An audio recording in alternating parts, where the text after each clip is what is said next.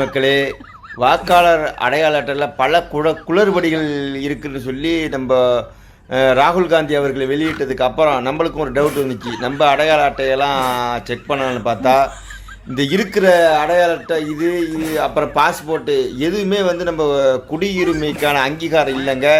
இது ஏதோ ஒரு அந்தந்த தொழிலுக்கு ஏற்றது, அந்தந்த தேவைகளுக்கு ஏற்றதுக்கு மட்டும்தான் இந்த கார்டெல்லாம் செல்லுமா.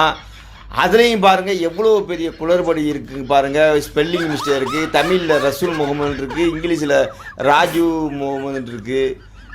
ராஜீவ் காந்தின்னு போடாமல் விட்டுட்டாங்க. இப்படி ராகுல் முகமது இருக்குது.